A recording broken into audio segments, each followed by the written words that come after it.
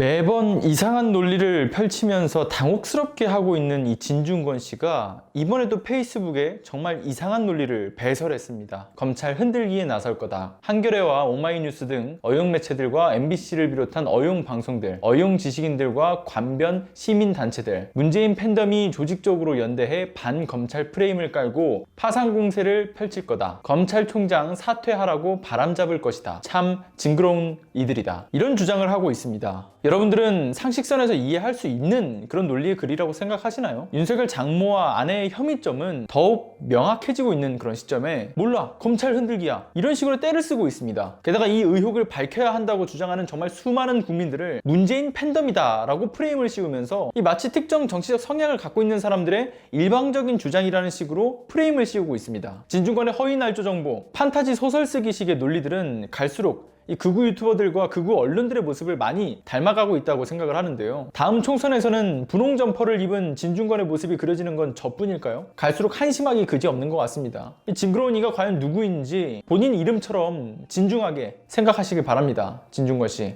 진중권의 이러한 논리가 잘못되었다는 점 다들 알고 계실 겁니다. 일단 다들 KBS 시사기획창 보셨죠? 윤석열 장모와 아내의 혐의점에 대한 이야기가 워낙 이슈화가 되다 보니까 알고 계실 겁니다. 물론 모르시는 분들을 위해서 정말 간단하게 정리하자면 이렇습니다. 윤석열 장모와 아내가 투자로 돈을 굉장히 많이 벌었어요. 그 두 사람이 지금껏 돈을 벌었던 방식에 어떤 공통 패턴이 있다고 하는 건데요. 부동산이라든가 기타 돈이 되는 정보를 갖고 있는 이 꾼들과 동업자로 투자를 하는데 함께 투자했던 사람들을 모두 형사로 고소를 해서 감옥에 집어넣고 그 수익금은 모두 본인들이 독차지하는 방식이었습니다. 그런데 가장 대표적인 사건으로 예를 들자면 윤석열의 장모가 동업자들하고 수익금을 배분하겠다라는 이 계약을 했을 거 아니에요. 그런데 그 계약이 협박에 의한 것이니까 무효다라는 주장으로 고소를 하고, 그뿐만 아니라 그 계약서를 공증을 서줬던 이 법무사에게 뇌물을 먹이고 위증을 하게 하는 그런 치밀함을 보였는데, 결국에는 이 가책을 느끼고 양심 고백을 했던 이 법무사도 감옥으로 집어넣었죠. 그리고 해당 법무사에게 뇌물로 줬던 이 아파트는 그냥 빌려줬던 것이다, 다시 돌려달라, 이런 소송으로 다시 뺏어오는 치밀함과 치졸함을 보여줬던 사건이 있습니다. 다른 사건도 이와 비슷하게 이 동업자들을 감옥으로 넣은 거죠.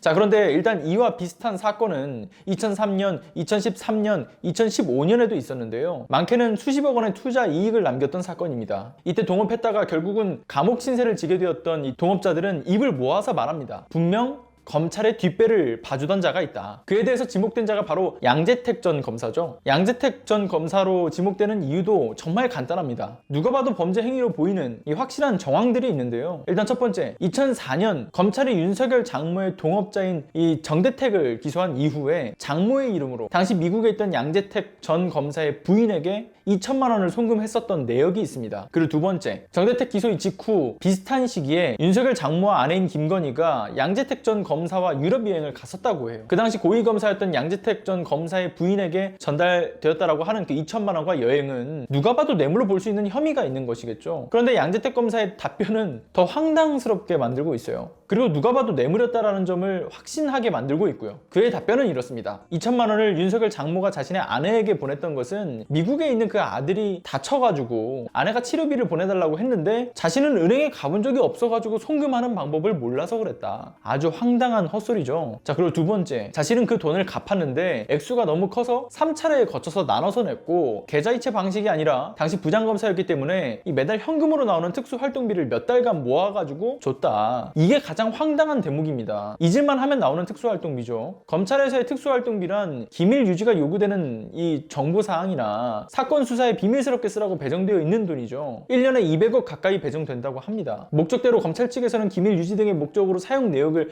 밝히지 않고 있는데요. 다시 한번 말하지만 말 그대로 검찰의 수사 목적과 정보 유지를 위한 비용으로 쓰라고 이 국민 혈세로 배정을 한 돈입니다. 그런데 국민 혈세를 가지고 바로 자신의 빚을 갚았다, 이것을 당당히 말하고 있는 거죠. 그런데 양재택이 특수활동비를 부정하게 썼다라는 것을 굳이 솔직하게 어필하는 이유가 뭘까요? 그 이유도 간단합니다. 어차피 현찰로 해서 계좌 추적 안 될 거죠. 특수활동비 명목상 출처를 확인하기 힘들다라는 점, 그리고 지금껏 판례를 보게 되면 2천만 원 정도의 특수활동비를 개인적으로 썼던 것은 처벌받은 바가 없다라고 해요. 따라서 문제가 될 만한 여지가 있는 내용들을 오히려 처벌받지 않는 방향으로 틀어버린 겁니다. 철저히 계산이 된 멘트라는 거죠. 그런데 이런 의혹들이 계속해서 꼬리를 물고 있는데 검찰은 여전히 국민들이 납득할 수준의 수사를 진행하고 인정하지 않고 있습니다. 윤석열 장모와 아내의 그 과거 뒷배는 양재택이었을 확률이 굉장히 높죠. 특히 2003년에 동업자를 깜빵으로 보내고 52억 원을 꿀꺽했던 사건, 그의 경우에는 그러하죠. 그런데 윤석열이 김건희와 2009년부터 교제한 후 2012년에 결혼했다고 하지 않습니까? 결혼한 그 이후 윤석열 장모가 2013년 경기도 성남의 도천동 땅을 매매해가지고 수익을 얻고 동업자를 깜빵으로 보내고 2015년 파주 요양병원 투자로 큰 돈을 벌고 또 동업자를 깜빵으로 보내고, 이 혐의점에 대해서는 윤석열이 자유로울 수 있을까요?